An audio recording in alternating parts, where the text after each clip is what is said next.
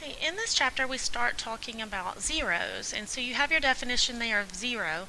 If f of x is a polynomial function, the values of x for which the function equals 0 are called the zeros.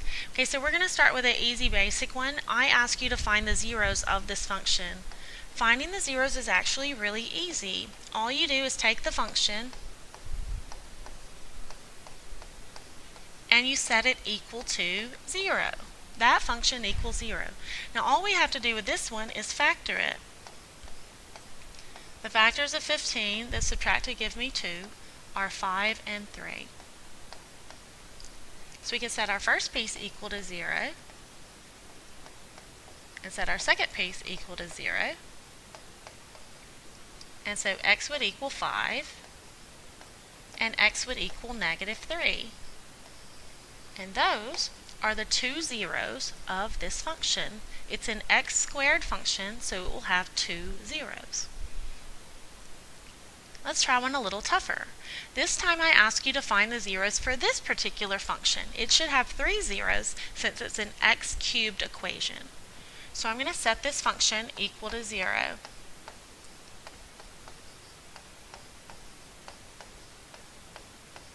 I notice that it has 4 terms. So with 4 terms, I'm going to first try grouping. So I'm going to group the first 2 and the last 2. In the first 2, what they have in common is an x squared, so I'm going to take that out, and it leaves me with an x plus 2 left over. When I group, remember I always take out the third sign, I bring that down.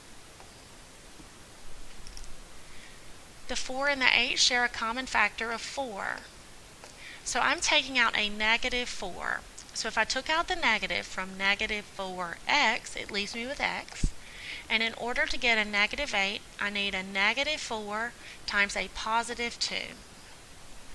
Now, that's of course not my answer. We're going to finish out the grouping. They both have an x plus 2, so I'll bring that down. And what's left behind would be x squared minus 4. Now I'll go ahead and bring my 0 down. X squared minus 4 still factors one more time because it's the difference of squares. So the factors that make up x squared would be x times x, and the factors that make up 4 would be 2 times 2. One's positive and one's negative. So I'm going to set each of those factors equal to 0. Even though it repeats. I'm going to get that x equals negative 2 when I move this one over, x equals negative 2 when I move this one over, and x equals 2 when I move this one over. So this one has 3 answers, although not necessarily distinct, which means that one of these is a double root, it repeats. Now, we'll talk about that a little later. Here's what I want you to know about this particular problem. It says find all zeros. So the zeros are negative 2 and 2. That's your answer. You could also say negative 2, and 2. That would also work as well. Now the reason I picked this particular example is it leads us with something. Let me clean up this 2 for just a second. Whoops.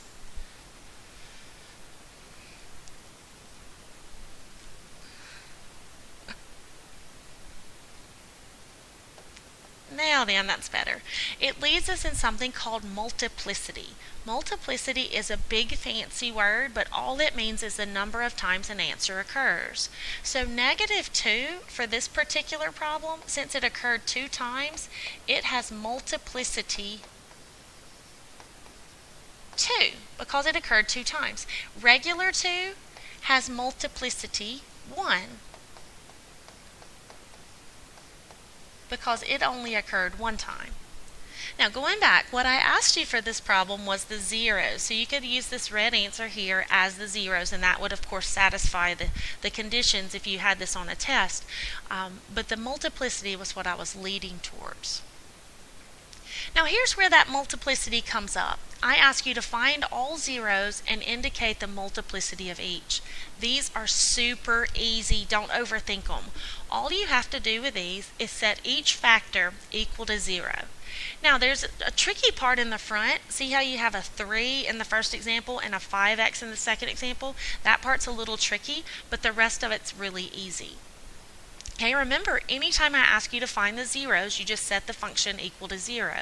And this top one would be your zero product rule. So we could say, if this function equals 0, then that means either 3 equals 0, x plus 5 equals 0. Let me line them up a little better and try that again. 3 equals 0, x plus 5 equals 0, x plus 2 equals 0, and x minus 8 equals 0. You'll say, well, what do you do to the exponents? Wait. That's what you do to the exponents. Wait. Okay, now, when we solve out these blue equations, first of all, I have a 3 equals 0. Well, 3 can't be 0 because it doesn't have an x with it. So that 3 you can totally discard. If it's a coefficient out front without an x, you do not use it. Okay, moving to the next one. This would give me a negative 5. Move this 2 over, x would equal negative 2, and move this 8 over, and I would get a positive 8. The multiplicity is how many times that factor occurred. In other words, the multiplicity is that exponent. So see how this one here is understood to be 1? That means this negative 5 has multiplicity 1. And this negative 2, it has multiplicity 4.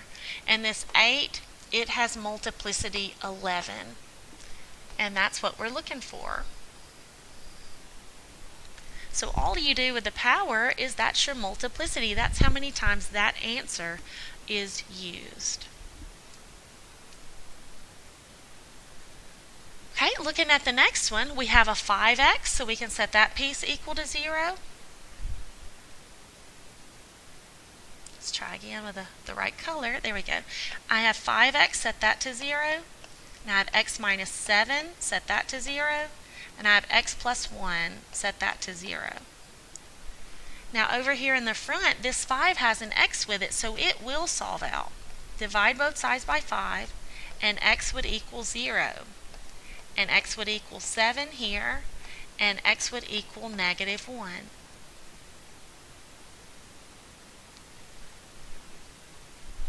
This x here, its exponent was understood to be 1. So this one has multiplicity 1. This 7, it has multiplicity 1. And this negative 1, it has multiplicity 10 because its exponent was 10. And that's how those would work.